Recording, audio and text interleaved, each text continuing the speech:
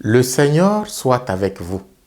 Frères et sœurs, nous voici au deuxième dimanche du temps ordinaire. Les textes nous décrivent d'une façon agréable le commencement de la mission de Jésus.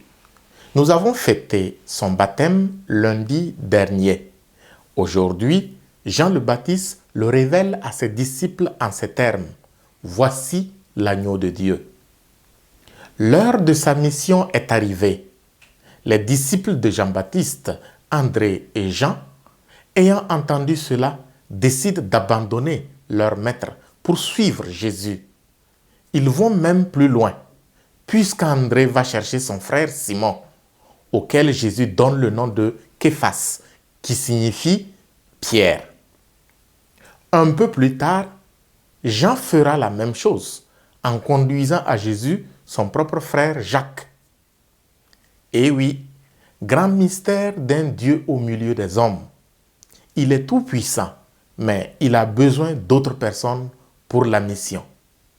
Quelle humilité! À travers cet épisode, nous pouvons nous nourrir spirituellement de plusieurs façons. Pour ma part, je vous propose 2 façons de méditer cet évangile. Premièrement, l'appel de Dieu n'obéit pas à une répartition juste entre les hommes. Comme André et Pierre, Jacques et Jean, je connais des familles qui ont donné plus d'un fils pour la mission. Notre monde d'aujourd'hui a besoin de cela. Que les uns puissent entraîner les autres dans la mission. Il n'y a pas à dire « Mais ton frère est déjà prêtre, pourquoi toi aussi ?» Ou encore « Ta sœur est religieuse, pourquoi toi aussi ?» Quand on a découvert le Messie, on ne peut que lui conduire d'autres personnes. Heureusement, sans cela, la mission serait impossible, puisqu'ils sont nombreux, les chrétiens qui ont des enfants et qui ne voudraient point que leurs enfants deviennent inconsacrés.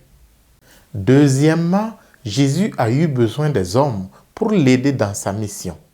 Bien qu'étant Dieu tout-puissant, pouvant tout faire, il ne l'a pas fait. Il a associé à son œuvre d'évangélisation des hommes et des femmes.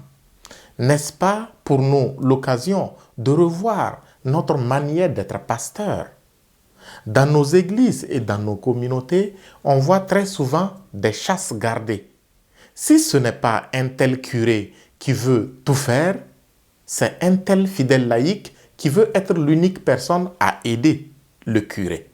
Non, l'Église n'est Église universellement que lorsqu'elle ouvre ses portes, permettant au plus grand nombre de ses fidèles de participer à l'œuvre d'évangélisation comme l'a fait Jésus lui-même.